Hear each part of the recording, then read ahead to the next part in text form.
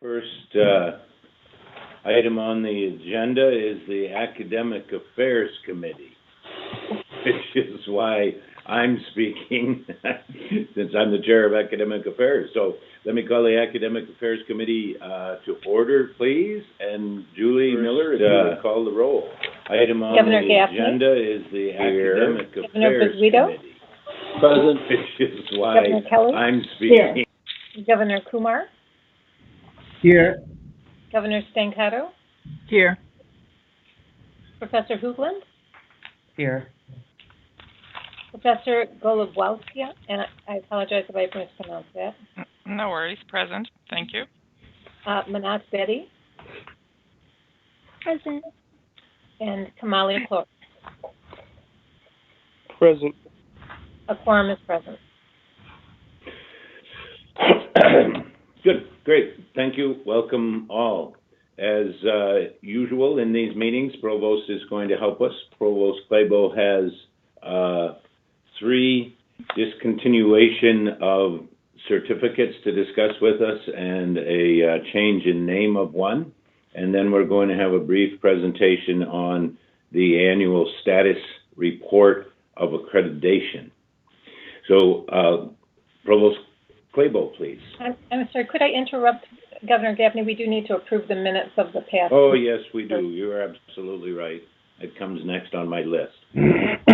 Provost, if you'd hold on for one moment, please.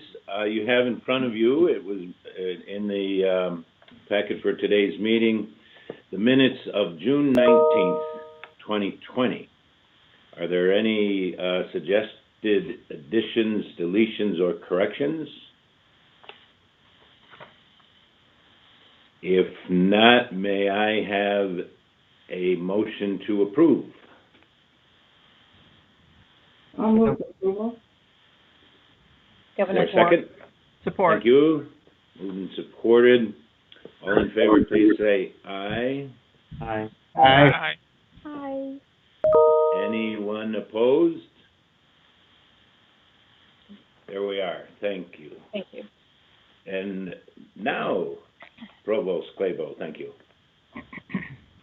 So the first 3 items of business on the agenda are requests for the board to consider the discontinuance of 3 undersubscribed programs, and faculty from those colleges are present if there are questions. The first is the discontinuance of the Bachelor of Science in Manufacturing Engineering Technology, and as you'll see, there have been no active students enrolled in this program since fall of 2011. Are there questions?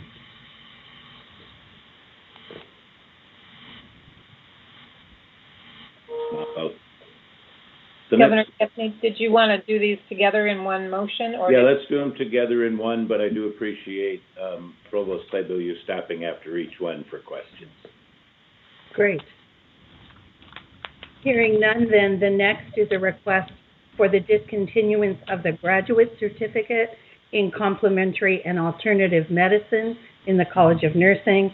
And again, this is an undersubscribed program, which at the time that it was initiated was state-of-the-art, and now the content of this program is really threaded and required by accrediting bodies to be included in the basic curriculum. Are there questions? Is there anyone enrolled in this one currently? So there is one student who completed the program in 2017 and will be awarded the certificate when she completes her graduate program in the Doctorate of Nursing Practice in winter of 2021. So, Provost Claybo, you're saying that this is now being enfolded in the general program? That's right. Okay, thank you.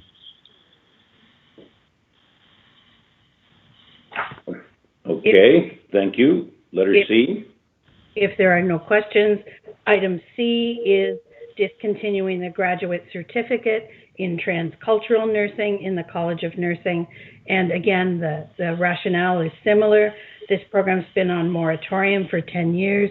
This content is now included in the general curriculum, and there have been no students enrolled since 2002.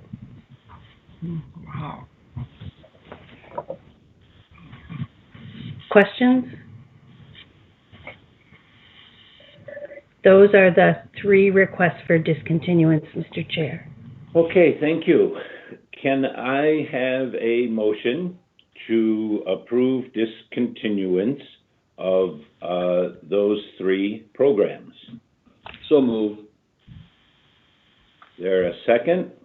Second. Any questions or comments? Thank you. All in favor, please say aye. Aye. Aye. Aye. Any opposed? Thank you very much. There we have it. Item D, please. The next item is a request for the board to consider a name change of the Graduate Certificate in Cyber Physical Systems to the Graduate Certificate in Mobility from the College of Engineering. And this is really, as you read in the rationale, the background behind this, an attempt to contemporize this program and include content that will make it particularly more attractive to industry and to current and prospective students. I have a question. Please. So my question is, I noticed that you will be adding an Intro to Mobility course. Is there any other substantive content besides that Intro to Mobility course that will be added? Or is all, is this, what is it, the cyber, physical, are all of the classes consistent with mobility coursework?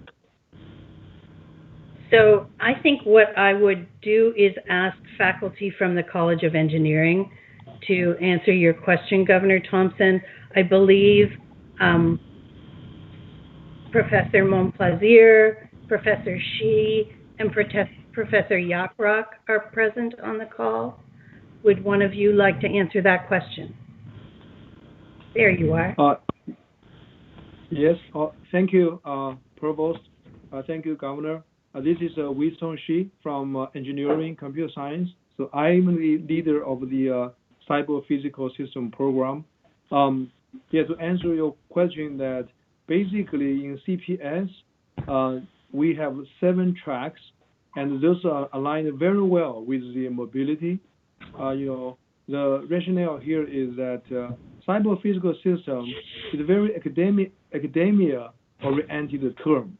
So it's popular in the academia. However, for industry people, it's not very easy to to follow. That's the reason that it's not we didn't get a lot of interest from the industry folks. So basically, we all the content are substantially almost the same. For example, smart transportation track, connected autonomous vehicle track, networking, sensing. That pretty much they're all the same. So we just add a new course called Introduction to Mobility to give the students an overview of the whole field. And this course has been officially approved, CSC 5100, and we offered the last fall. It's received very well. Yeah, I hope that give you the answer. Thank you. Yeah, so it's really more of a branding issue. It's yes. not, okay, so more attracted to it, but all of the content is essentially going to be the same. That's correct. Exactly. Okay, thank you. Thank you, Governor. Are there any other questions? With that, would someone offer a motion, please, to change the name of the Graduate Certificate in Cyber Physical Systems to the Graduate Certificate in Mobility? So moved. Thank you. Is there a second? Second. Thank you. It's a little bit more challenging to do this on the Zoom call. I'm watching these 9 little faces to see who's going to give us a second. It's much better when we're all sitting at the table. Any other comments or questions? It's been moved and seconded. All in favor, please say aye. Aye. Aye. Thank you. Any opposed? Okay, that takes care of item D. Item E, accreditation, an ongoing concern at universities. Included in your board materials is the annual status report on accreditation for the university, and it is presented for your information. As you know, other than the honors college and graduate school, all of our schools and colleges have at least one program that is subject to external accreditation requirements. And this year we are pleased to report that all accredited programs are in full compliance. A challenge moving forward will be, as we live in this pandemic world, that many of the site visits anticipated in the upcoming academic year will be conducted virtually, and schools, colleges, and programs are moving with speed and rigor to make sure that their visits are of equal quality, done in a new modality. I have a question, Provost. Please. A couple of small things here. I noticed that there's different language used in different in the description of the status of different programs. For example, the National Association of Schools of Music has accredited the music school, and it says postponement requested until February 21. Does that mean does that indicate a problem of any sort? It's actually the accrediting body requesting postponement. These are music is one of the 4 programs we mentioned whose visits, due to the pandemic, have been pushed back a year. Got it. And then under the communicative sciences, and there's an ongoing requirement for an annual report. Does that just mean that particular agency makes that requirement, or is there some significance, other significance to that? And for that question, I would ask Associate Provost Darren Ellis. Hi, everyone. I believe, if I remember correctly, that is an annual report that they give, and it is not due to ongoing monitoring. But I will double check that for you and get a note back to Julie on that. Okay. Now, one other question I have is under institutional animal care, there's indication that registration has expired and that no report was filed in 2019. Is there a problem there at all? Not that I'm aware of, but I will check with Steve Lanier's operation on that, or if I don't think Steve is present right now, but Steve is present. Oh, Hi, Governor. We actually have 2 things this fall. One is the IOCOOK animal care accreditation through AAA-LAC. It's all intact. Nothing has gone awry there. We have a site visit. We submitted our materials for accreditation in August of 2020. We have a site visit scheduled for renewal of the accreditation in November. So all is on track. I don't have that document in front of me, but everything is on track for reaccreditation there. The other item that's listed there I might mention is the accreditation of our Human Research Protection Program that may be just below that. We just completed the site visit for that this week, and that's on track as well for a December renewal. So no report was filed in 2019. There's no significance to that, you're saying? I don't have the document in front of me, so I'm not sure exactly what you're looking at, but I will do so right now and see if I can answer that for you. Okay, thank you so much. That's all I have. Thank you. Thank you, Marilyn. If I may, Provost, the 4 programs that have been postponed, you said music was at their request. Is that also true of the other 3 programs? It is. And those programs are urology, preventative medicine, communication, and music. Okay, thanks. I'll filibuster for a minute and see if Steve comes back with an answer. Any other questions on the accreditation programs?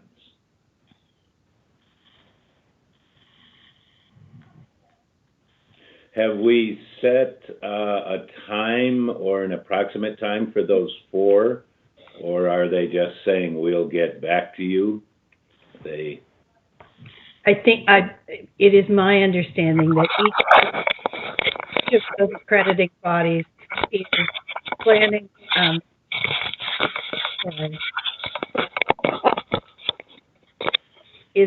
the reschedule of those reviews depending on the status of the pandemic. Yeah, okay. Some of those are pretty difficult, music, for example, pretty difficult to do in a remote environment. Good point. I would suppose so.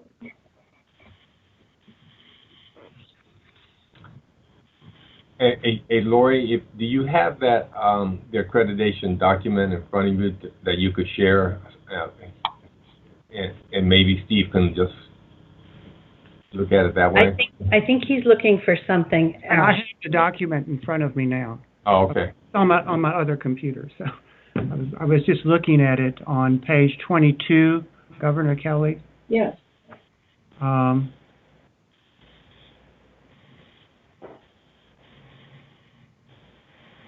Annual, are you referring to the right column where it says reaccredited 2018 annual report submitted January 2019?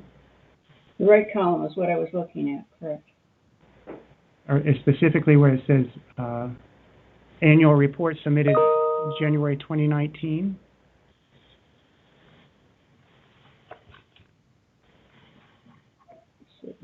I was looking under the U.S. Department of Agriculture's program. Oh, USDA, yes. And there it says our last report was submitted in 2018 and that an annual report is required. So I just wondered if there's some indication that we're not filing reports or some other explanation there. I see what you're referring to. Let me double check on that. Okay, that's fine. I don't need an answer this minute, but... Okay, I see what you're referring to. Thank you. Anything else, Mr. Chair? We'll be back with you, Steve, later this afternoon, so if you have it by then, that'd be great. Yes. There is nothing else on the agenda for academic affairs. Is there anything else from the board or anyone to come in front of us regarding academic affairs? I do have a question for Provost Clabo. And this is something that I had brought up at the last meeting with Provost Whitfield in terms of reviewing all of the programs and making sure that those that are outdated are,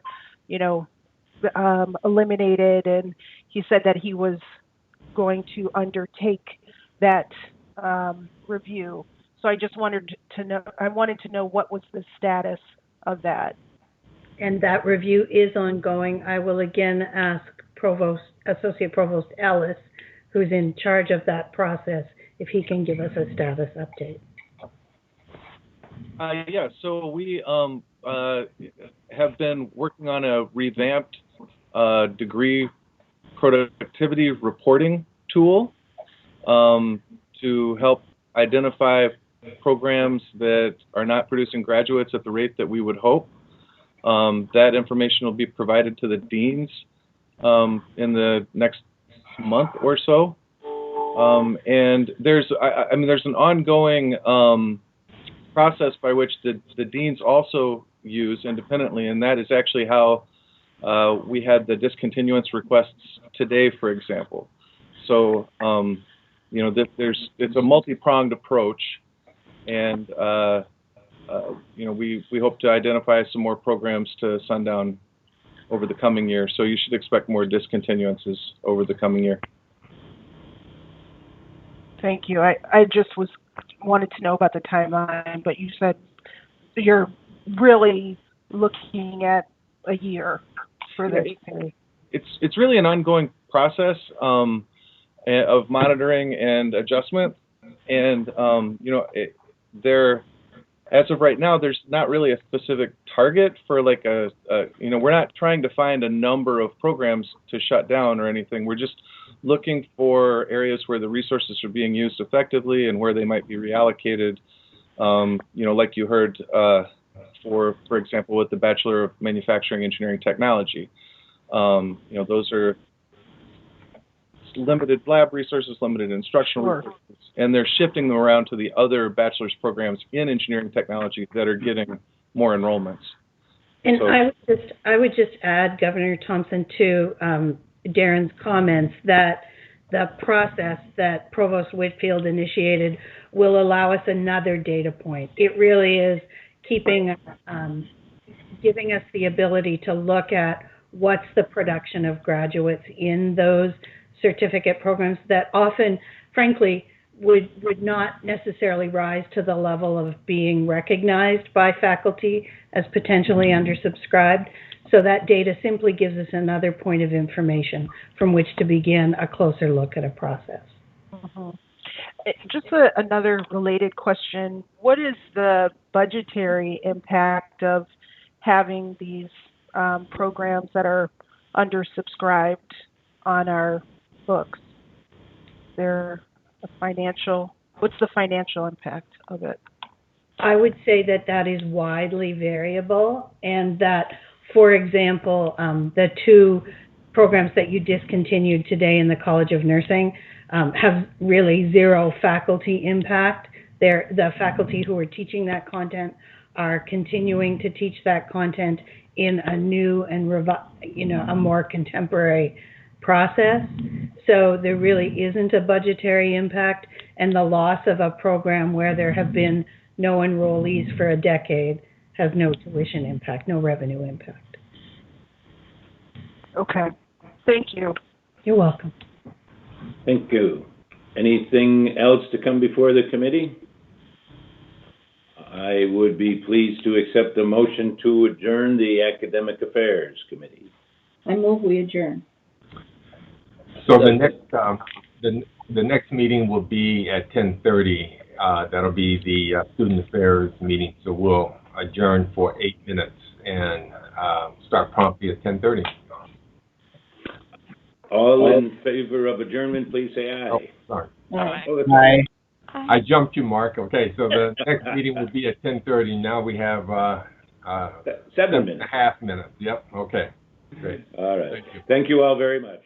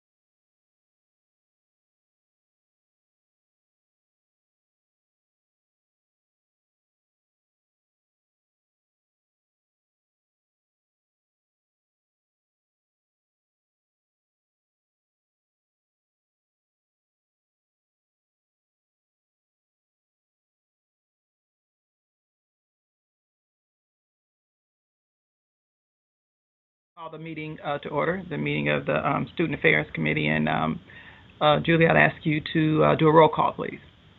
Governor Stancato? Here. Governor Barnhill? Governor Gaffney? He won't be back yet. Governor Kelly? Here. Governor O'Brien? Here. Governor Gaffney is here. Governor Gaffney's here, sorry. Okay. Okay. Nada Simon? Here. Victoria Dallas? Julie, it's Jane Fitzgibbon now. Oh, I am so sorry. I've got an old. Forgive me, Jane, if you are here. My apologies. It's correct online, just not on the one I printed. So, Jane Fitzgibbon? Ria Chabra? Brian's here. Here. Brian is here. And Nishi Betty? Here. A quorum is present. Great, thank you. So our first order of business is to approve the minutes of the June 19th meeting. Those minutes are in your packets, and I hope you've had an opportunity to review them. So I'd ask for a motion to approve the minutes. So moved. Support? Support. Any questions? All in favor? Aye. Aye. Any opposed? Okay, then pass approval of the minutes of June 19th. Now I'd like to turn it over to Provost Clabo to give a report on student affairs, which includes fall enrollment, student senate, and student conduct officer reports. So, Provost Clabo, you're on mute. Lori. I'm sorry, my quarter's in the jar. Okay. The first order of business for us this morning is the fall enrollment report, and to present that, we have with us Dawn Medley, who is the Associate Vice President for Enrollment Management, and I will turn the floor to Dawn. Thank you.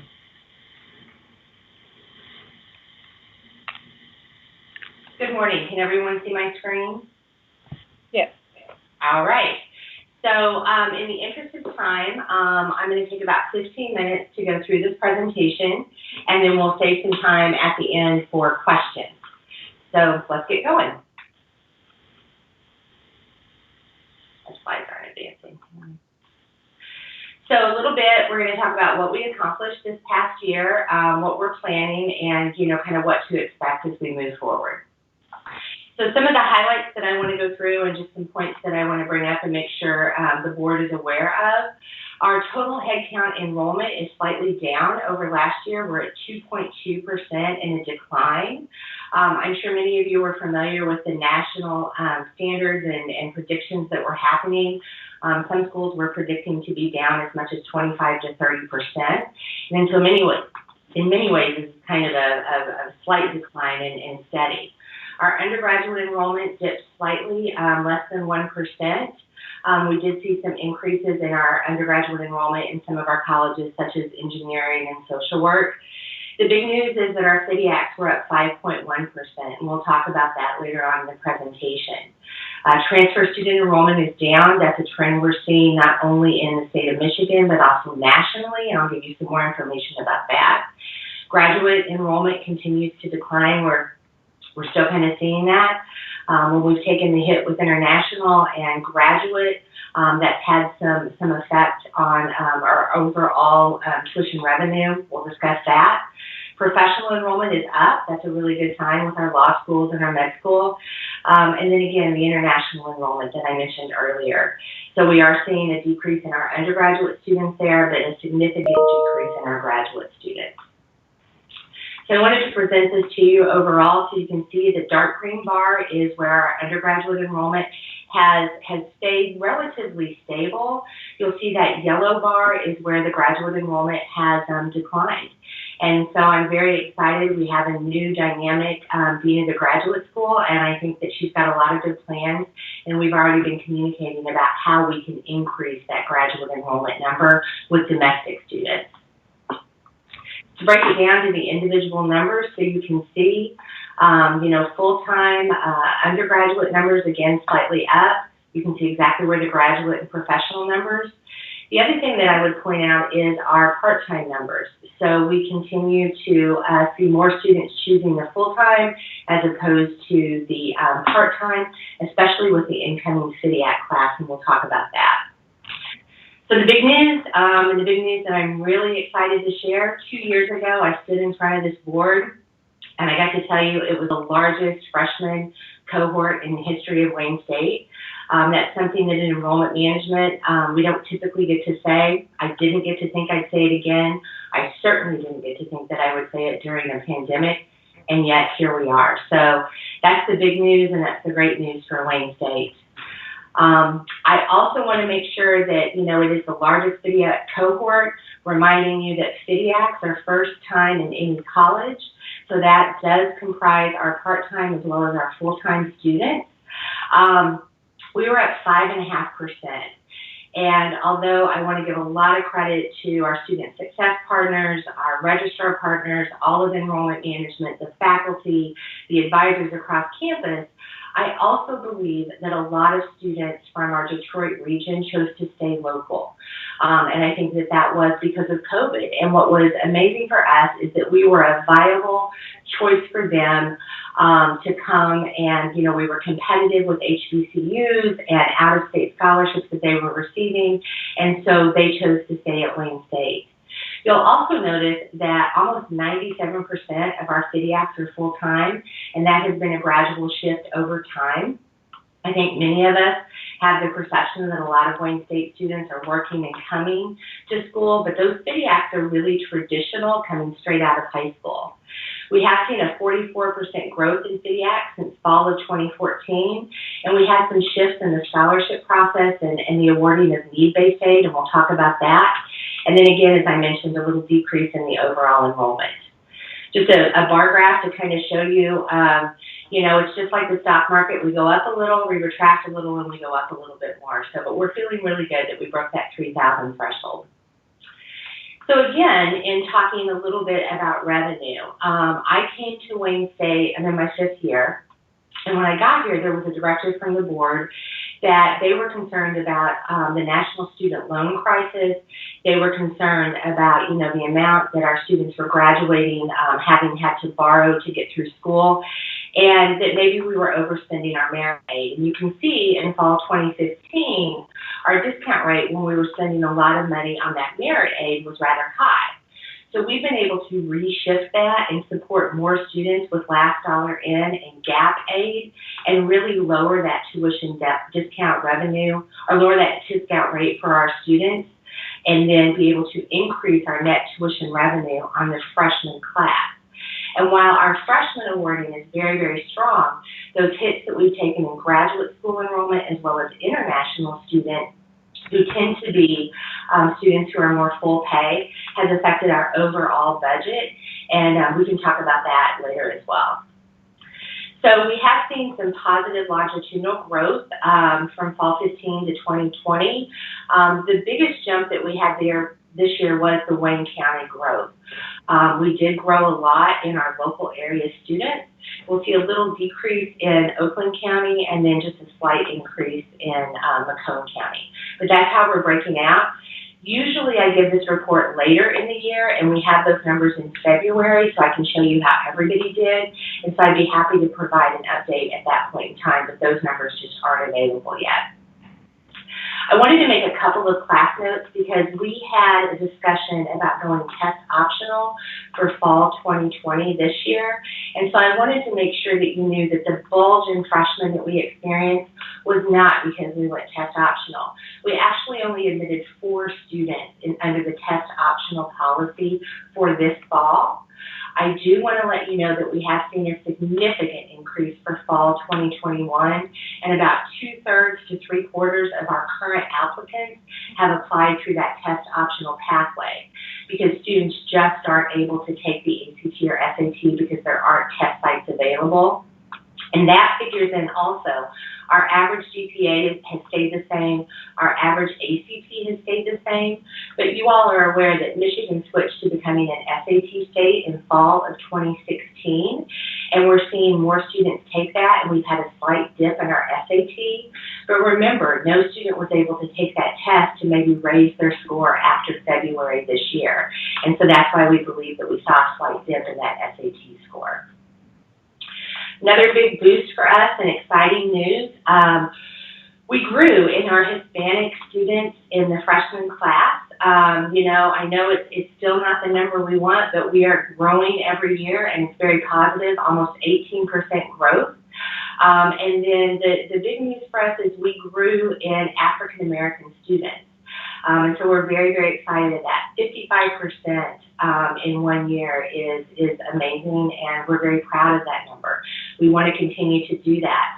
When I've come before the board, you all have challenged me previously to increase the diversity of our incoming class, and we have.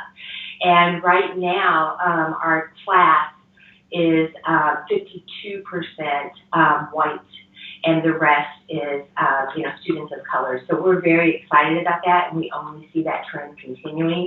And that's going to make sure that we remain Michigan's most diverse campus. So a little bit of the information regarding enrollment of FTIAC students by college. I wanted to point out that social work has now been able to create meaningful pathways for those high ability students, and so now they're able to bring those students in as freshmen. Nursing did that last year, and so that's why you're seeing those numbers increase there. And so we're very excited that students can jump in and get right to their degree in their college and major of choice. You'll note that our transfer enrollment is down. This is a trend that we are seeing statewide. A lot of our transfer college partners are down in their enrollment. A lot of our four-year institutions are down in their transfer enrollment as well. And it's just a trend that we're seeing. That pipeline is narrowing for transfer students, and the competition is continuing to increase. A little bit about community college enrollment. This kind of shows you where our students are coming from, and you can see how we have decreased from our top 6 feeders. And I can assure you that that is not due to lack of effort, lack of follow-up, phone calls. I mean, it was a full court press this summer to try and help those students. But we did see a lot of our transfer students decide to remain where they were. And then some just decided to take a break from higher education for a bit. So we're hoping that we can get some of those students in the winter semester and then also in subsequent terms. Professional level enrollment, law school, you can see as they adjust and look at their test scores, they're really very close to where they've been previously. The farm professional degrees, on your slide it's Farm D.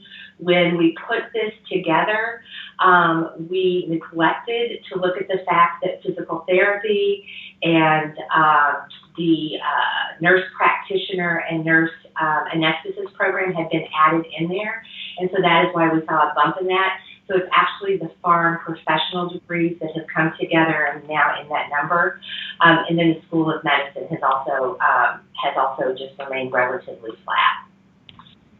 So student credit hour analysis, we talked a little bit about that earlier.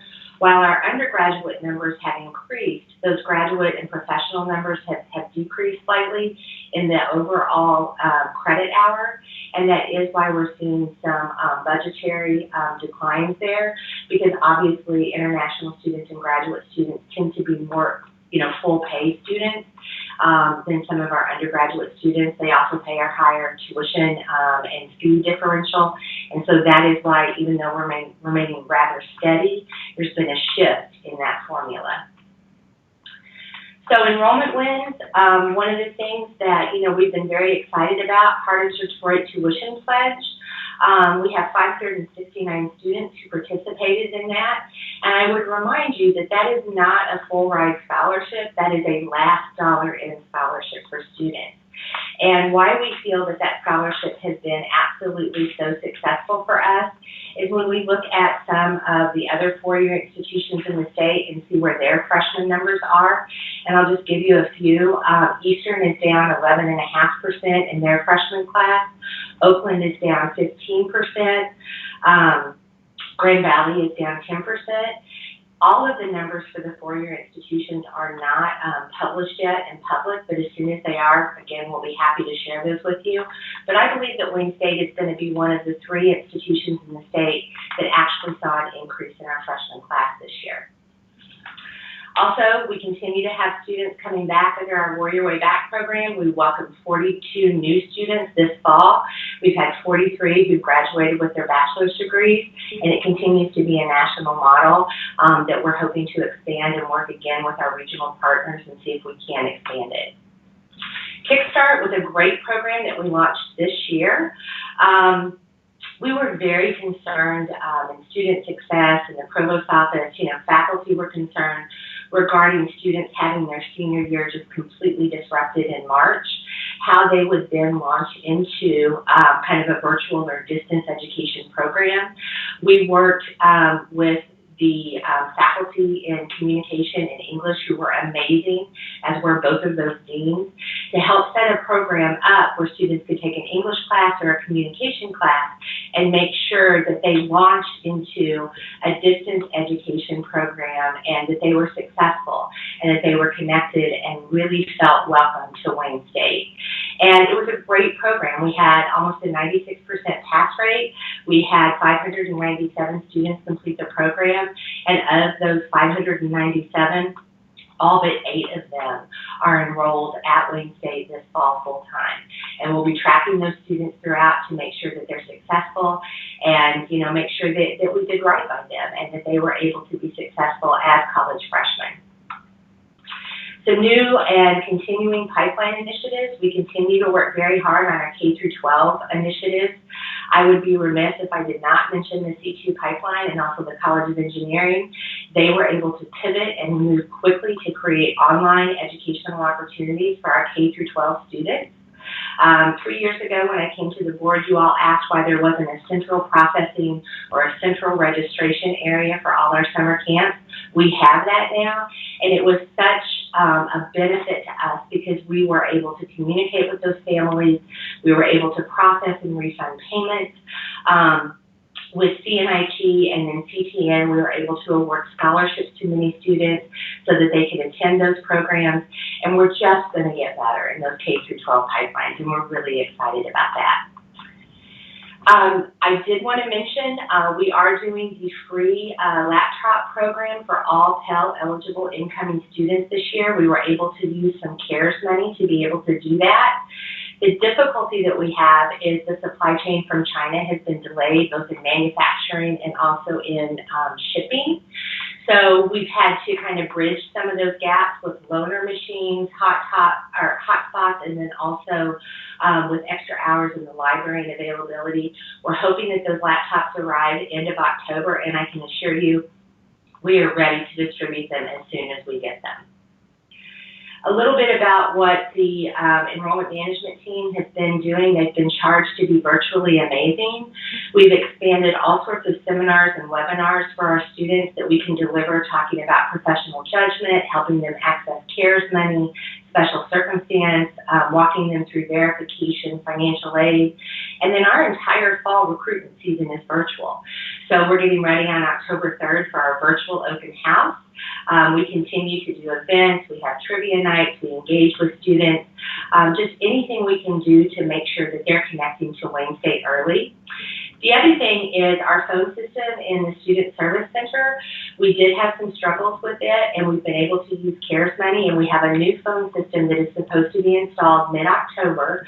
I made a joke that it would take us up to, Delta 2005, because for the first time, students will actually be able to call in, leave a message, and we can get them directly to the person for a call back. And so we're very excited about that. But we have closed over 40,000 cases since we went remote in March. And so we're very, very pleased about that effort and all the work that people have done. The final few things that I wanted to make sure you were aware of, again, talking about that test optional pathway that you all approved earlier. As I said, 2/3 of students are looking to do that. We're working with our student success partners. We also partnered with the Curriculum and Instruction Committee of Faculty Senate to help develop the questions for that application so we could look at non-cognitive factors to really look and see, what experiences students had, what merit they had, and what attributes. It's an EAM model, very much like we've used previously in the med school.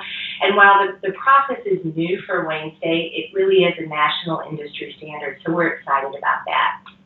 We've expanded our use of the retention bot to help communicate quickly and in real time with students to assess needs on mental health, computing resources, connectivity for tutoring, all of those things. And then we also are launching iGrad, which is a financial literacy tool that our students can use to make sure that they understand, borrowing and what that's going to do further on down the road. And our faculty and staff can also have access to it as well.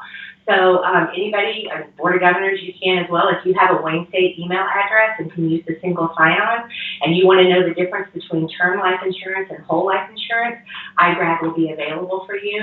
And if you'd like to see that, I'd be happy to provide you a link, or we could even set up a demo. So if there are any questions, please let me know, and I'll quit sharing my screen. Or I'll leave it up in case there's a question about a slide. Are there any questions? Do I see a question? Julie, you're on mute. I can't. So Nada Simon has raised her hand. Okay. Nada? Thanks, Shirley. Dawn, I have a question. You came to policy and said for Heart of Detroit you expected between 100 and 200 students. Mm-hmm. You have 569. How are we paying for that since Heart of Detroit is an unfunded mandate? So, Nada, I think that's a great question, and I really appreciate the opportunity to answer it. So we actually have 101 students who didn't already qualify for our other programs. So that means they weren't already qualifying for merit, they weren't already qualifying for our access program that we offer, they weren't already qualifying for Detroit Promise. And so I'd be happy to provide you a breakdown of that, but we really did end up with about 100 students more than what we anticipated, just like I said we would. Because those other students were already being funded through other programs. Could you email that to me? Yeah, so I'll have to put it in a spreadsheet, but we're happy to share that. Thank you. That would go to the whole committee. We would send that to the whole committee. Okay. Great. All right, Julie, we'll work with you to make sure we get that. Okay. Any other questions? I have a question. Yeah. Okay. Can you hear me? Yes. Can you take the screen down, discussions, questions, that kind of... Okay. Hi, Mike. Yeah. Mike, yeah. I'd like to ask Nada's question in a different form. What is the cost to Wayne State University financially for Heart of Detroit in absolute dollars? If you know, you may not know. Okay, so we don't have the actual final numbers yet because we are still waiting for our state appropriations for the various state programs that come in and the money that we will receive from those. But by the end of semester, we will be able to tell you what the actual cost was in dollars after everything shakes out from the state. All of that, we have to figure into that. But as you saw in the tuition discount slide, Governor Basuito, we have not increased our discount rate. And so we feel very strongly that the program was actually a net tuition revenue generator for us and not a detractor from our net tuition revenue. If I could just add to Dawn's comment, Governor Stancato, I think it's important to note that success rate of those students in the Kickstart program in particular, and as we see students passing at a rate of 95.7%, those are students who will go on to generate further tuition revenue for the university that we maybe in past years when students had not had that sort of leg up an opportunity for success, we would not see success rates and therefore continuance at that rate. So Mike, are you okay that she'll have the information by the end of the semester? You okay? Yeah, you yes, have other? Thank you. Okay, great. Other questions? Governor O'Brien's got her hand up, and so does Dana. Okay. I'm sorry. Sandra? Governor Okay. Thompson had her hand up before me. Sorry. Go ahead, Dana. Okay, Dana. Oh, thank you. So I have a question about the total head count. And you said the total head count is down by 593 students. Where are those, I guess, who are those students? Where is the count down? Is it our second, third, fourth year students? And do you have an idea of the demographics? So I appreciate the question, and we're continuing. When I was asked to present, we had less than 24 hours to pull these numbers together from the census, and so a deeper analysis, I think, is going to be needed to be able to break out all of that for you and really get you that granular information. But I do know that Monica Brockmeyer is going through and looking to see, and one of the things that she shared with me is our first to second year retention actually took a bump. But we are seeing, as I said, the graduate student numbers, we've seen a decline there. International students, we took that real hit. But it'll take us a bit more to be able to break that out for you, and it'll probably be the next board meeting. Okay. Thank you. All right, thanks. Okay. Sandra? Thank you, Madam Chair. Mm-hmm.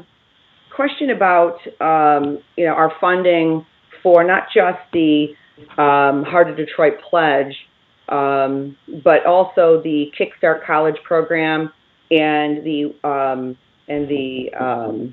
Med Start program. So these three programs, the three programs did not come to the board for approval and funding. So I'm trying to figure out, are these a reason why your division is in the whole $7 million in your budget last year and this year, each of the years? And so when you put together the numbers, it would be a good idea for us to know and for you to explain to us. I mean, I've seen the Med Start program has 2 scholarships, but if you're only using 5% of the scholarship dollars, that's not going to cover what is going to be 80 students each year from freshman year undergrad to medical school 4th year. Same with your Heart of Detroit Pledge. You mentioned to Ms. Simon, Ms. Simon, that 101 students qualified for other programs. So that means 468 are left. So I'm trying. So I think it was the other way. 101 didn't qualify for other programs. Oh, got it. Okay. So the reality is that so there wasn't 580 or 69 Heart of Detroit. There was 101. They all came under the umbrella of that program, but for additional funding, yes, there were around 101. Okay, you understand what we're trying to find here, Dean Clabo, as well. We're trying to figure out, how did this get paid, right? Because we're in the middle of a budget season, we're not being presented a budget today, and we're trying to figure out why we have these deficits. I'm glad that we have these programs. They, seem to be on the periphery doing well, but if they don't come to us for funding, I'm trying to figure out, where are you getting the money to pay for these programs, okay? So if you could provide that on all 3 of those programs, the medical or the Med Start, the summer program that I'm assuming I know it was free. I don't know if it was 3 or 4 credits, but there was 597 students who took the class, one of the 2 classes. So I know that cost money. I was trying to figure out what was the hit that we took. That's what I want to know. And same with the Heart of Detroit Pledge, Kickstart College, and Med Start. We'll be happy to provide that information. Thank you, Dean Clabo. Okay. Brian, you've had does that answer your question so far? Okay. Brian, you have a question? Yeah, so congratulations on the increases we saw. I mean, that's huge among the African American population. And I know that issue in particular has mattered a lot to the board. Can you elaborate on what tactics you use, if any, to increase that number? So there are a lot of different things.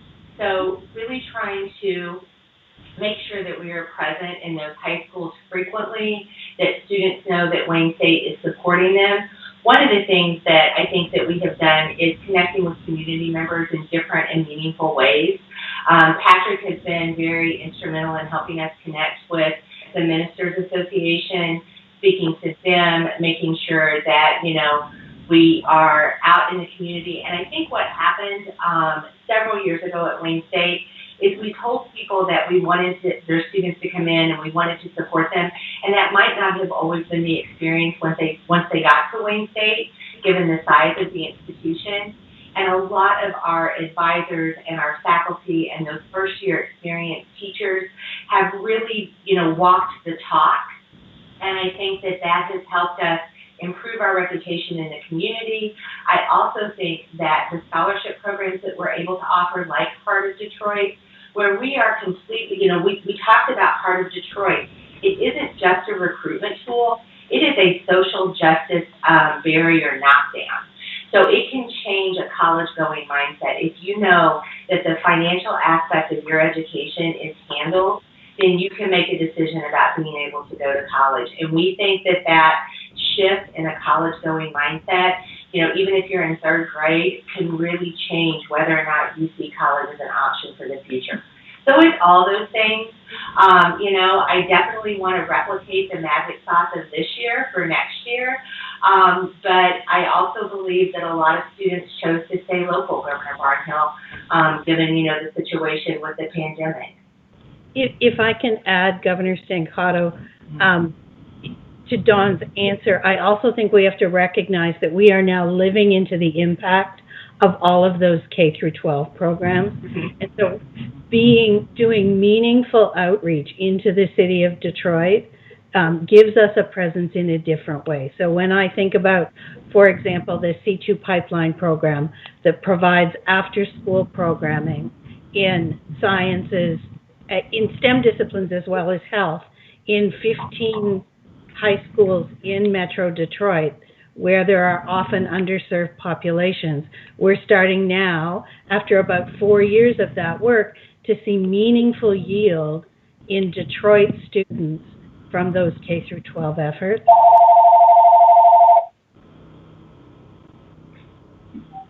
I don't know. Okay. Provost Claiborne, are you finished? Yes, thank you. Okay. Anything else? Does that answer your question, Governor Barnhill? There was another, Julie, I don't know who +9 is. Governor Kelly had her hand up. Okay, okay, all right. I have a question on the slide involving the impact of first-time, full-time FTIAC growth and scholarship changes. This slide shows us all kinds of different information, and it's I was trying to interpret it. Can you go back to that slide? I think that's number 9. You want me to share it? Yes. Yes. Yes.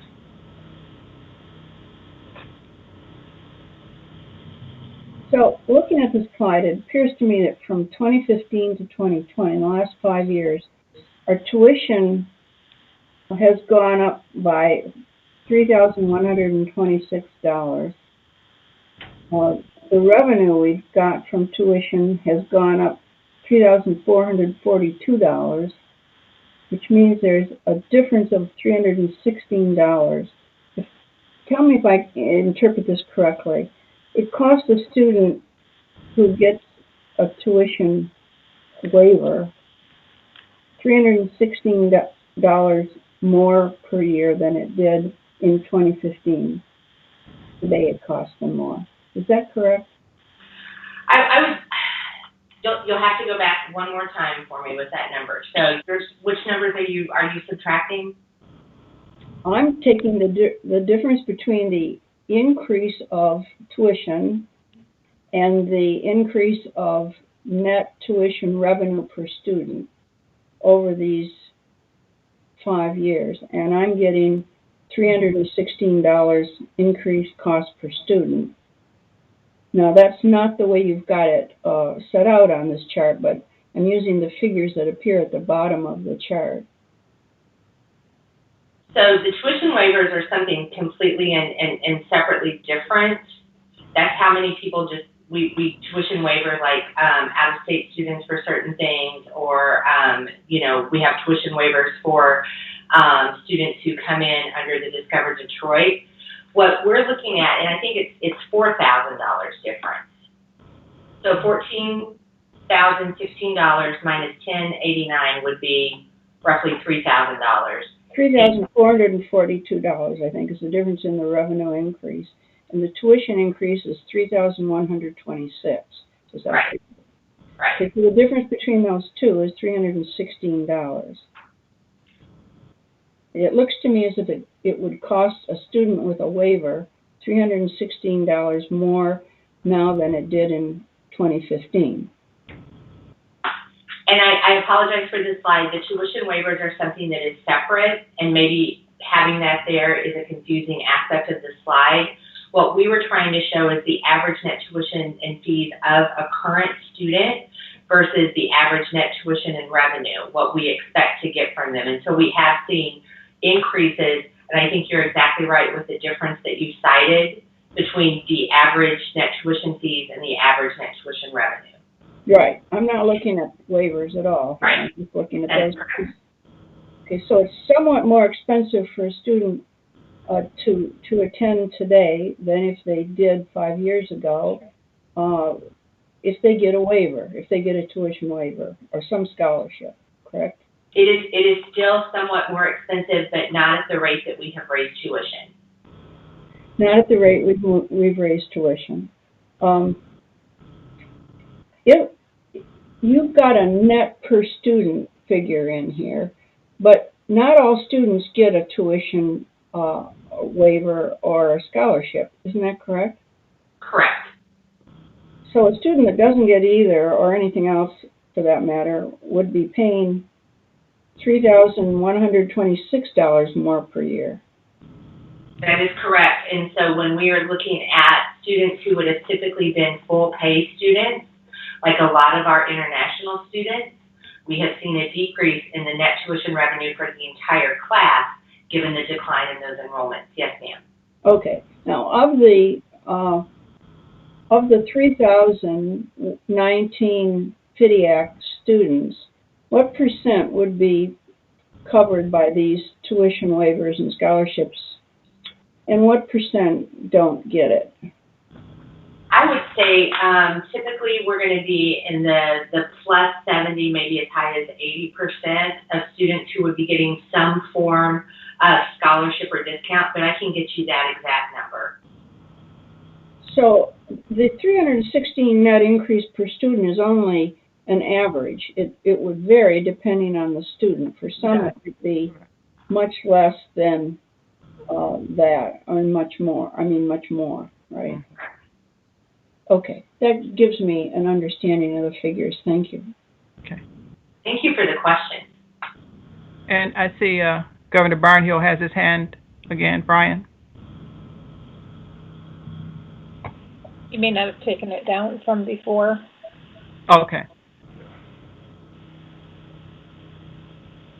Governor O'Brien's got her hand up. Okay. Governor O'Brien. Thank you, Madam Chair. Just one last question. Ms. Medley, since the last time that you presented to the board, the Academic Senate has censured you for your active participation in a deleted email scandal involving an employee with a possible whistleblower concern with the treatment of gay employees within the Division of Enrollment Management. In reading the information, you completely disregarded free speech and academic freedom.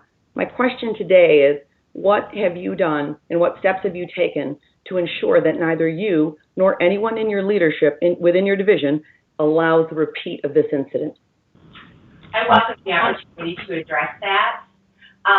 Please know that it was thoroughly investigated and that everything was handled in a very appropriate manner.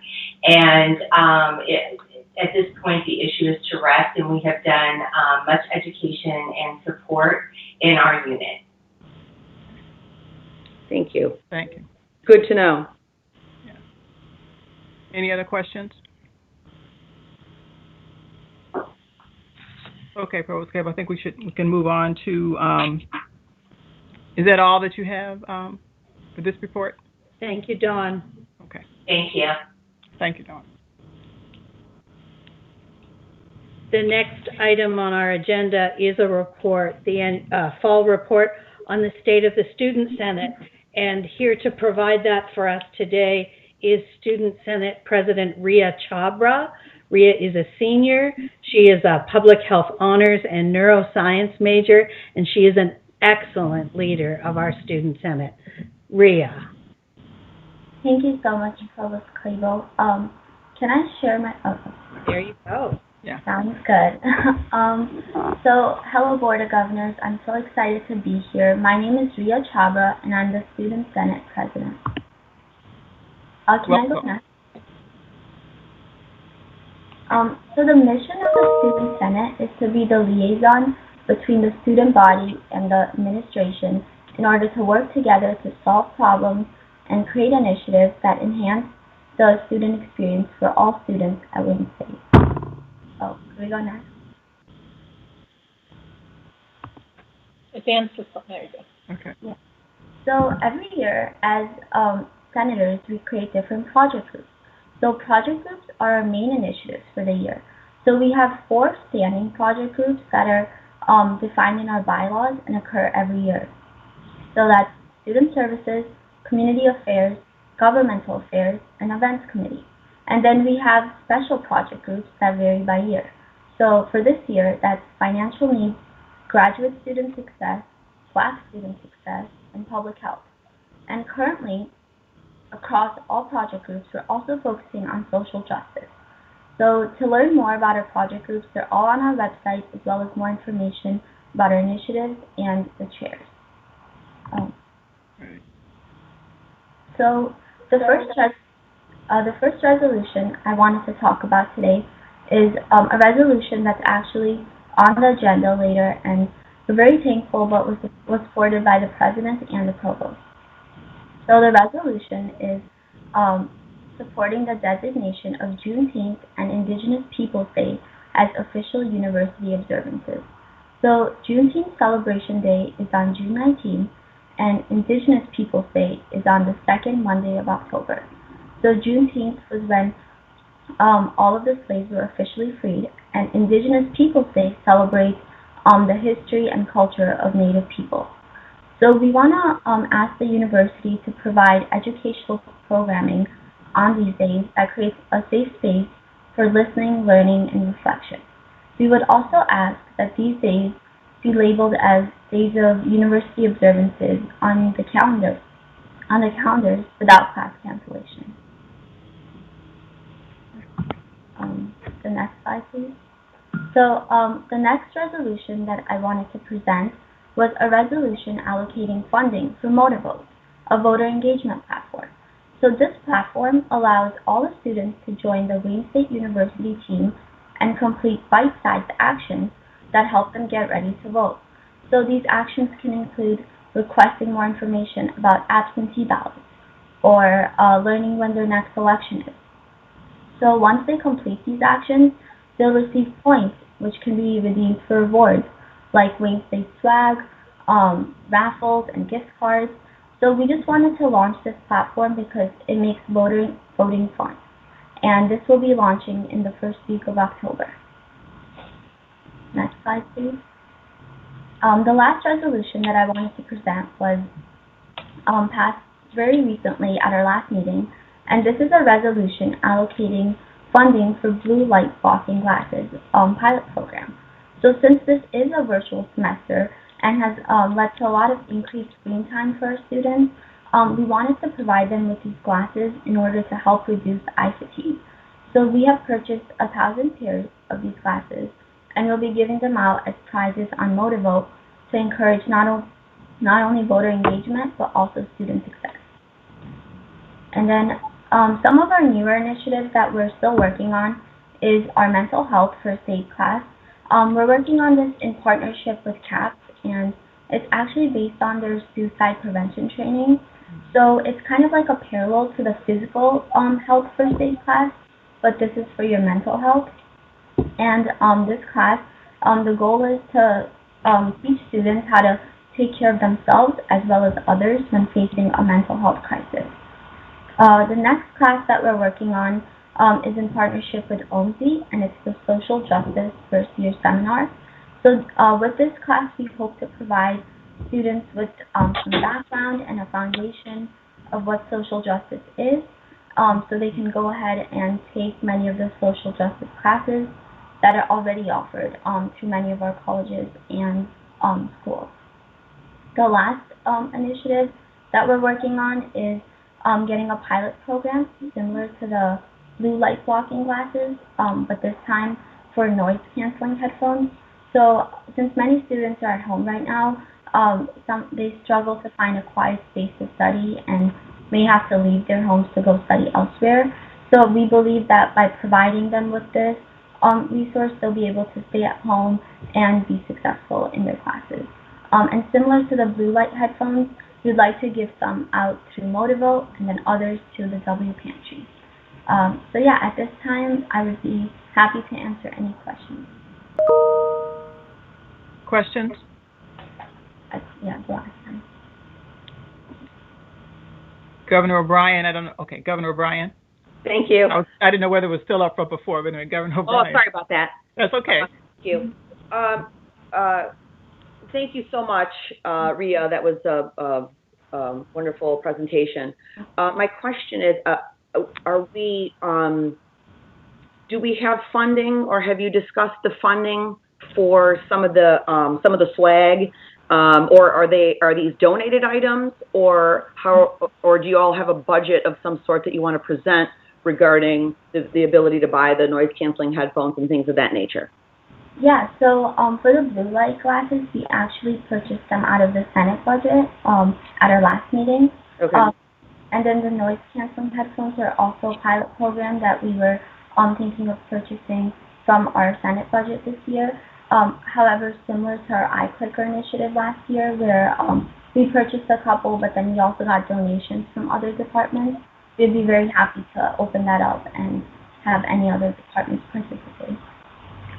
Okay, great. I just was wanting to make sure that, and maybe the provost can help us, try to figure out where, it's always a good idea if you need funding to bring it to us. I'm glad, but let me tell you, because this is a little bit of a crazy year, that I love that you're using funds you already have, which is really wonderful. We're here, the only reason we're here is to help you. So, working with Dean Clabo, or I'm sorry, Provost Clabo, if there's, bring that to us when you need it, and when it's always better to ask ahead of time than run out of money or do it after the fact when you don't have any funds. Yeah. Great presentation. Right. I also think, Governor O'Brien, and you really great presentation, is that if we were to communicate that this is something that's needed by the students on campus, there may be a lot of other organizations or, funding entities that might want to donate that kind of thing. So that's, Provost Clabo, something you might want to think about. All right, thank you for your support. Mm-hmm. Provost Clabo has been very helpful with this. So yes, I'm very excited to work with her on this. Great. Yeah. Other questions? I have a question. Thank you for your presentation. It's great to hear about all of the initiatives that you're undertaking for the year. I had a question about your graduate student success special project and your Black student success, as well as your public health special project. Can you just describe those a little bit more? Yeah, definitely. So the public health project group is actually new this year. It was created because of COVID-19 and the pandemic. We wanted to make sure that we were communicating to the students how important it was to follow these social distancing guidelines. We actually made a video about wearing masks, which Senator Kamali was in. We're going to be creating another video about completing the daily screener, and just educating the student body, and we're doing it and you should do it. So kind of just communicating to them as peers. So that's the main goal of that project group. For Black Student Success, that's actually a recurring project group from last year, and they were the ones who actually drafted the resolution about the Indigenous Peoples Day and Juneteenth. So they've done extensive work on that, and they're also in the process of creating a campus-wide Black Student Organization Council, which helps students with research, scholarship, and mentorship. So they're working to do that. And then the last one, Graduate Student Success, that is also another recurring project group, and they actually last year were advocating for the 30% spring-summer discount for graduate students. They're currently also addressing concerns of international students and just staying connected virtually, because many of them are not able to be on campus. Okay. And for the Black Student Success Project, are some of those initiatives, like creating this Black Student Organization Council, are they connected with OMSI, or what other support are they getting for the work that they're doing from the administration? Yeah, that's a great question. They're working closely with OMSI. They're also working with advisors, especially like pre-med advisors and many of the pre-health advisors. And currently, they have started like getting their social media presence, and they've recruited many student orgs. So they're very close to like launching the council this year. Okay. Thank you. Yeah. Thank you, Rhea. Other questions? Madam Chair, if there are no other questions for Rhea, I would just like to mention how effective the Student Senate has been in supporting a safe and healthy return to campus. They have been great partners working with us to make sure that our social distancing guidelines and our use of masks has achieved wide support among the student body, and Rhea and the members of especially the executive board have been tremendous partners in that effort. Great. Thank you. Thank you, Rhea, so much. Thank you. Okay, Provost Claiborne, I guess we can move on to the next report. Thank you so much. Great report. Great report. Nice job. So our next report is an update on the work of the South End. And joining us today, we have the Editor-in-Chief of the South End, John Philbrandt, who is a senior, a journalist major, and who is from South Haven, Michigan. John. Hi, thank you so much for having me. I really appreciate the opportunity to speak with you all today. As mentioned, my name is John Philbrandt. I'm a senior, and I'm the editor-in-chief of the South End, and I started the position in June. But since March, we have been operating completely online and completely virtually, using Zooms and holding all of our editorial meetings, much like we are doing today. Mm-hmm. So beginning in June, we hired 11 staff members total on the South End. And a lot of these members, well, all of these members are students, and they hold different positions within the South End. We have a managing editor, our news editor, sports editor, arts and entertainment editor, a multimedia editor, and 2 paid correspondents that cover news and features as well. And then we also have a graphic designer that is in charge of designing all of the wonderful graphics on our website, and also plays a role in our special editions that we release 3 times a year. So since we began in June, we've published a total of 63 stories, and a lot of these stories are really about informing our readers about the changes that Wayne State has made and changes around campus coming into this very abnormal year. And so a lot of it has been updating students on different procedures and different things that students should keep in mind going into the fall semester. And over that 4-month span, we've had a total of about 60,000 visitors on our website. Mm-hmm. And in June, we've had 16,332 visitors on our website. In July, it was 13,912. In August, 14,516. And in September, 13,637. So yeah, kind of to highlight just a few things that we're excited about and we're planning for this upcoming semester. one of these things in particular is our Fall 2020 Back to School edition, which will be coming out early next week. And we've been working on this since the middle of the summer, and a lot of it is really covering things students were involved in throughout the summer, and also as well of informing our readers about changes that have been made at the university also. Now, what's really different about this Back to School edition is this is the first time that the South End has moved to a digital format as opposed to a print edition, which we normally do. And we made this decision because there's just not too many people on campus right now to pick up an actual physical paper copy. So we thought it would be more accessible to have a digital edition, especially with students who are taking online classes in their own communities to be able to access that as well.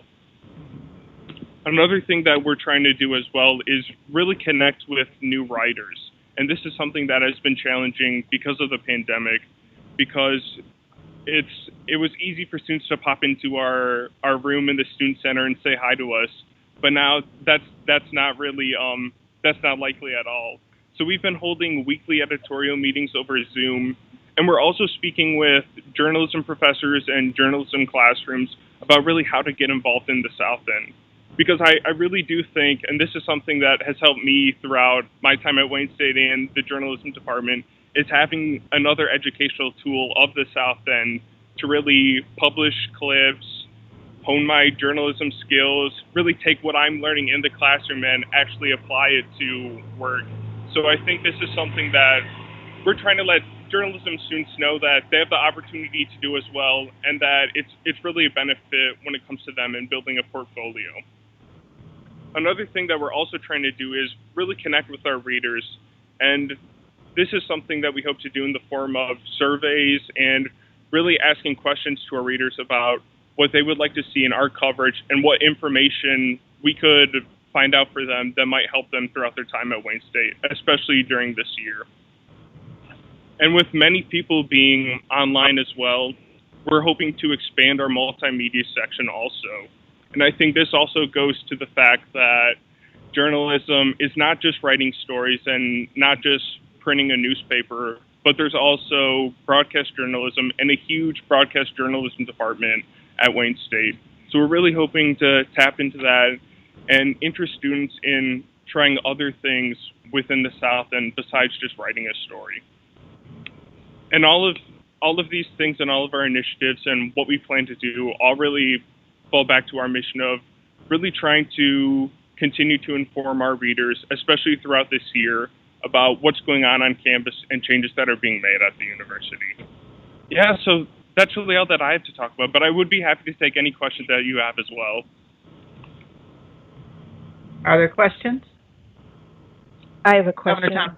Yeah. Yeah, thank you.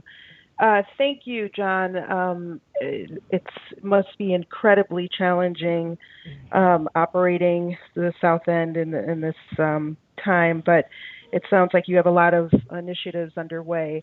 I have a couple of questions. One, you talked about you're trying to expand you're trying to tap into broadcast journalism, and I was curious as to whether there's any purposeful connection with WDET and, working with them in some way to tell the stories from the South End. That's one question. And then I'll ask my second question after. Yeah, so I would say the most connection that the journalism department has with WDET when it comes to students is really through their internship program. But I really do like that idea, and I think that's something that we could definitely look into more, just connecting with other news publications in the area.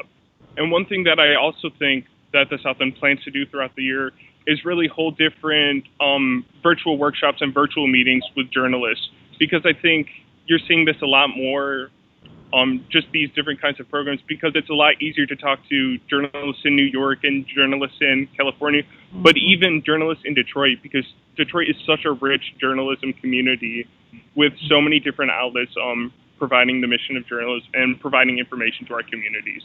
So yeah, thank you so much for your question, Governor Thompson. Absolutely. Just one last question. You did say you're trying to connect to new writers. I was just wondering about the diversity of the writers that you have, and not just racial, but gender, sexual orientation. Just wondered, how that looks for your writers. Yeah, so one thing that we've always tried to do at the South End is really have our paid correspondence staff be reflected of Wayne State's communities. So we have, of the 11 staff members, we have about 3 that are African American. We have 1 that's Hispanic, 1 Muslim student, and I would say our staff is over 50% women. So that's really the breakdown when it comes to our paid correspondence staff. And one thing too is that, like, when it comes to connecting with new writers, really what we're trying to do is bring in different perspectives and really try and connect with all different people, because everybody brings different experiences within the university, and that also brings different experiences to journalism as well. Absolutely. I just encourage you to continue to make those efforts to diversify, so those diverse perspectives are reflected in South End. Thank you, Governor Thompson. Great questions. Governor Kelly? Yes, Karen, I'd like to also say how much I appreciate the work you're doing and the work the South End is doing. Do you have much feedback from the student body to give you an indication of how well received your initiatives are? So we currently do not have any initiatives where we've talked to the students about how the work that we're doing, but that is something that we're in the early stages of planning, and something we really hope to gain feedback from them about, because I think having that information, especially this early in the semester, will really guide us throughout the rest of the semester of how we can better serve Wayne State's community. I agree. I think it's a good plan. Other questions for John? Okay. Now, thank you so much. Great report. Yeah, thank you. You're welcome. The next item on our agenda is a report from the Dean of Students Office, and David Strauss, Dean of Students, is here to present that. And I would just remind the board that David and his team have been challenged to find new ways to make meaningful engagement for students the norm on campus in a remote environment, and they've done a great job. So, Dean Strauss. Thank you very much, Provost Clabo, and good morning to the board and to everyone on the call today. Just want to give you a few remarks today as we are enjoying the fall semester. It's going well. So, I often think about these 2 quotes as we're living in the pandemic, and this is what guides us. One is, when life gives you lemons, make lemonade, and every cloud has a silver lining. These difficult times have brought us reasons to show that we are warrior strong.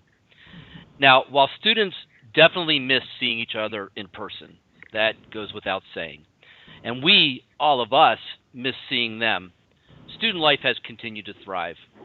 And I really do believe the university has made lemonade out of lemons. We took new student convocation virtual this year, and we had 1,849 participants in attendance online. If we had all of those attendees in person, we would not have had enough seats for them. This is a great problem to have when we return to in-person events. We opened up student organization registration early this year because we wanted to engage with them throughout the summer to help them prepare for fall. So currently we are at 425 registered student organizations. That is far more than we've ever had at this time in the academic year. And then what we also wanted to do in the engagement was to have a retreat. We had never had a retreat with our student organizations, but we called our retreat an advance because you don't plan to go backwards. You plan to go forward. So you don't retreat, you advance. So our student organization advance took place virtually in August, and we had over 80 student organizations participate. First time we've ever done anything like that. A lot of good learning and presentations that took place. A campus-wide virtual student engagement planning committee was formed, and a robust student activities calendar was created. Now, that student activities calendar was not just activities that are social. The Academic Success Center was around the table. Department of Athletics was around the table. Theater, dance, music, art around the table. It was everyone around the table focused on engaging our students in the full experience. So now through the Get Involved platform, the twice-weekly student Get Involved email, which when we went on closure in March, we started sending that Get Involved email to all faculty, staff, as well as our students. And in that email, the entire campus community has the opportunity to find out what events, programs, activities, opportunities, and updates, and all of those are happening virtually at Wayne State. We also have the Cork Events Calendar. It's an app. Students can earn Warrior swag, and it's shipped right to their home. So as they participate in online virtual student activities, and they earn points, like a rewards program at a retail store, and then we ship the swag right to their home. And that's just for attending and participating in events. The campus activities team has really done a great job reimagining their events to exciting online activities. Next week, there's a comedy night. Last night, there was a tie-dye night where we shipped tie-dye kits to the students, and then they log in and they watch how to do it. It's been really great. Bingo nights, trivia nights, we're really trying to keep students engaged. Fraternity and sorority recruitment is proceeding successfully. They are really embracing Zoom, FaceTime, and other virtual methods. I know all of you join me in missing Warrior football and Warrior volleyball and the other fall sports. But we're still showing our Warrior pride with next week's virtual homecoming. Next week, we'll be announcing the 2020 homecoming court. We'll be celebrating virtual office Warrior pride decorating. And the athletic department, because they're replaying the 2011 championship season radio broadcast, they're rolling out next Saturday a virtual tailgate parties where fans will send in their photos of their virtual tailgate parties. So a lot of spirit's still happening. You know, collaboration has always been a strength at Wayne State, and these shine as silver linings during this grim pandemic. The Student Success Action Teams that are led by Monica Brockmeyer, total shout out to her. She has brought together folks from across the campus, many different units, to focus on action care teams to help our students be successful. Now, the silver linings is we've seen some permanent enhancements because we were forced into this, and from it, we built new outreach opportunities that we're going to keep far after the pandemic. Things like our Ask a Question web link, the real-time response intervention team for students having classroom challenges, and the all-hands-on-deck student onboarding model. So that's some of the silver linings that this pandemic has brought us. Collaborations with TechTown. Rhea talked about Motivote. That was an introduction from Ned and his team at TechTown to engage our students in voting. Collaborations between enrollment management, student success, and educational outreach. We coordinated a distribution of the student PPE swag bags. We gave out over 2,000 of those, with students driving up on August 26th in the afternoon at Schoolcraft, at ATEC, at Macomb Center, and also here on campus at Mathi. Between the university libraries and computing and information technology, we've been able to assist our students' learning resources with free services of Chromebooks that we loan out, mobile hotspots for those that don't have internet, and also webcams for those that need to use their webcams, need webcams for their classes.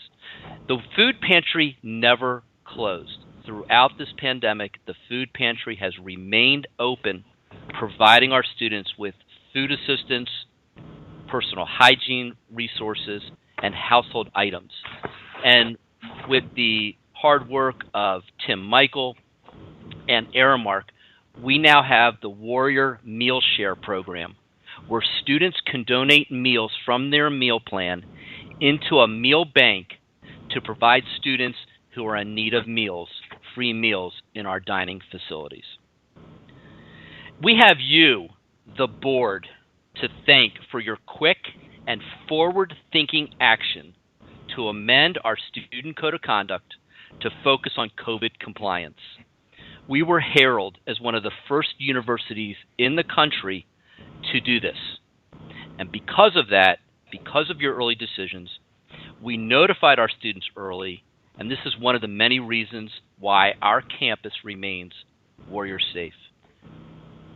And beyond student affairs, I want to take a minute to tell you that as I speak with my colleagues around the state, around the country, I want you to know how far out in front Wayne State is and continues to be with our pandemic preparation.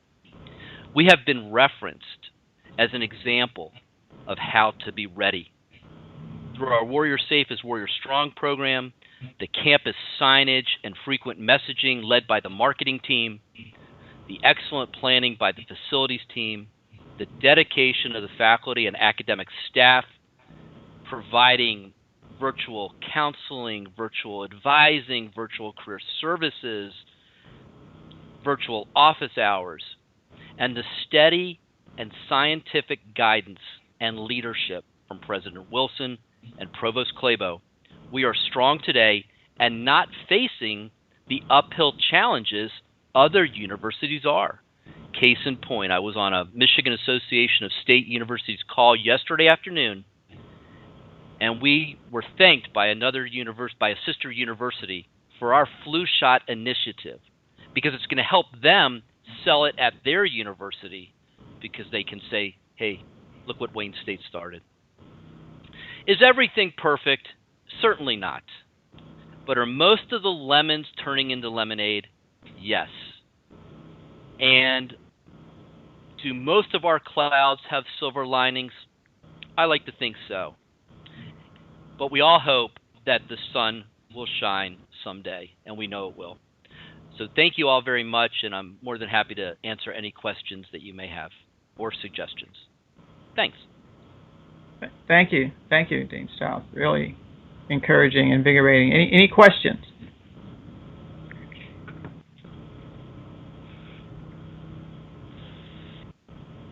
Okay.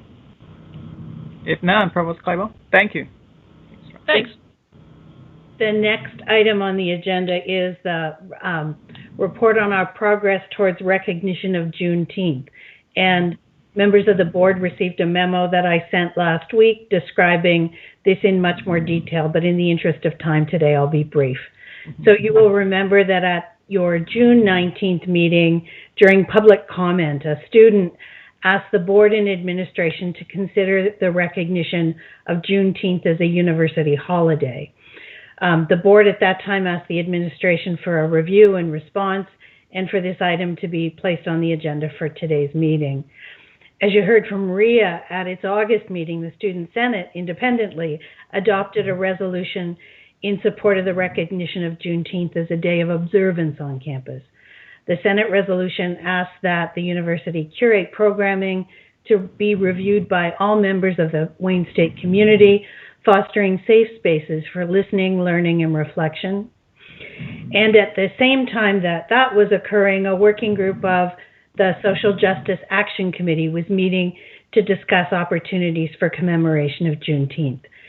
Their recommendations fall into really three broad focal areas.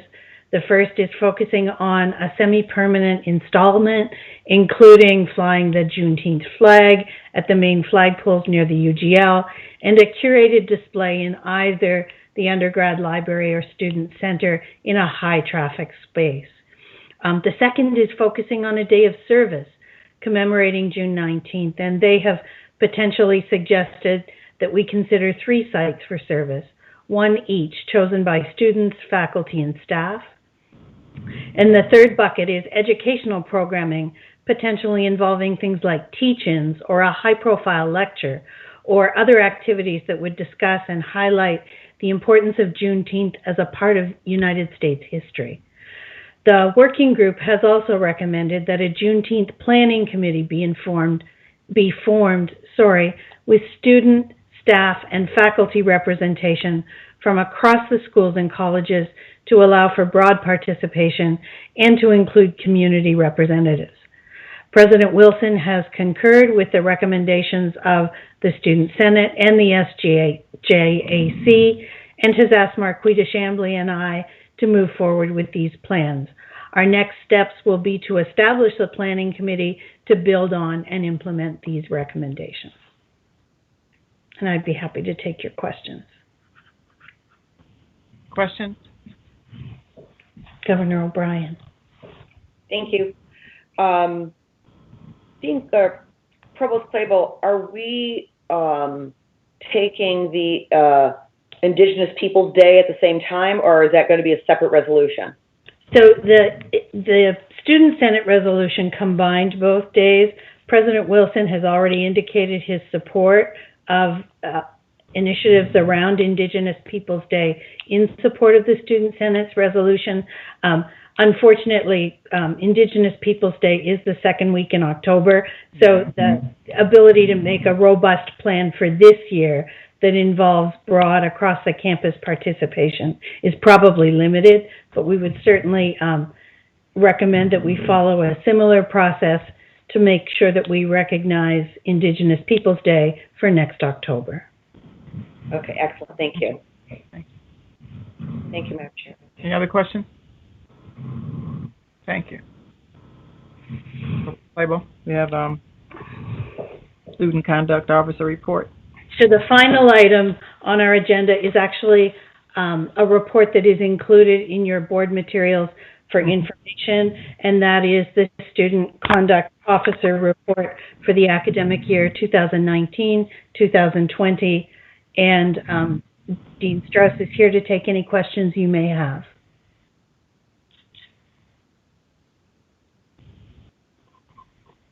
I have a question. Okay, Governor Pasuito. It looks like the main reason for academic the conduct issue is academic misconduct. What are the most common examples of that academic misconduct? Yeah, thanks for asking that question. So the students were using, there's 2 ways. One is through a group chat. And WhatsApp became a very popular group chat that students use for study groups to communicate with each other. Well, they also decided they were going to use it for academic misconduct. And the way we found out about it and were able to administer it is students in the classes that learned about it who were upset because they were working hard and being ethical were learning of their friends not being ethical. So they turned them in. We got screenshots and we went after them. The other one is the proliferation of online question and answer services. So Chegg.com, which started as a book rental company, now you can subscribe to a Q&A service for $14.95 a month. And students would upload the question and download the answer. Well, Chegg was very cooperative with us in providing us information. We didn't have to do any kind of legal inquiry. We sent them the questions we had. They provided us the information, and we were able to catch students through that detective work. Now, the way we're kind of turning that frown upside down is we spent the summer working with the faculty and the assistant and the associate deans in the schools and colleges and other of my colleagues in the provost office to really get out in front and with the Office of Teaching and Learning and many, many others, to educate faculty about what to do, how to do, where to report, resources to use to get around it. And then we're also educating students about the severity of what can happen if you are found responsible for academic misconduct. And it was, and as one thing I would add is that, sadly, Wayne State was not the only university to see increases in academic misconduct. In fact, Matt Allen, who's the chair of the chemistry department, and Matt will tell you that, he's on his colleagues at many other institutions were experiencing the very same thing. That is very helpful because, as Drs. Wilson and Kumar can tell you, in the surgical subspecialties, we have written and oral board exams, and they're doing the oral board exams nowadays virtual. And these students are so much farther ahead of us when it comes to being savvy in technology, and they're finding out all kinds of ways to cheat. This is very helpful. Thank you. And so, Dean, what do you do? Okay, so there's 40, academic misconduct. What happens? Sure. What's the outcome? So I'll try and give you the short version because it's kind of tricky. So there's a section in the code called 10.1. And what happens in section 10? Section 10. And 10.1 has two components. There's A and B. A allows the instructor to sanction the student up to and including failing them in the class, but it doesn't appear on an academic record. If we use the good old Monopoly game, it's a get out of jail free card. Free. Okay. But if you do something egregious, if they believe it's so egregious that there should be action that could be reflected on your academic record, that's called 10.1b. So you'll see that the vast majority of the cases there were 10.1a. Okay. There were some that were 10.1b because we could identify the ringleader, and I hate to use that term, but it's the best one to use, of the app, of the group chat. So they intentionally created a cheating service. Yeah. And but the majority they learned their lesson. So the process too is we have a database, we have a conduct platform called Maxient that actually we use for many resources beyond conduct. So we have a communication system. We have certainly the students are always given their due process. There are appeal process all the way through. So that's just kind of a snapshot of it. And Nicolina Zamai, who is not able to join us because she's actually in a faculty education meeting right now, teaching more about how to administer the code of conduct. Amazing. It's amazing, and I see Governor Mosquito going, "Oh my goodness, yeah, it's something," and I feel old because I wouldn't have thought of that. I learned a lot from this discussion. I learned a lot. It was really interesting when we went on closure because having a college student at home because her university closed, and she's hearing me on these calls, and she's just shaking her head. So unbelievable. Yeah. Any other questions? Provost Clay, was there anything else? No, thank you. Just pointing out that this is not a unique problem to Wayne State. That as Governor Basuito has indicated, this is reaching of great national interest in a variety of different settings. That's something. Okay, thank you. Is there any other comments or questions? Committee meeting? If not, Julie, do you have anything? Okay. Going to have a motion for us to close out the meeting. So moved. Support? Support. All in favor? Aye. Any opposed? So we're back at 1:30? 1 o'clock. 1 o'clock. I was trying to push that. Okay, fine.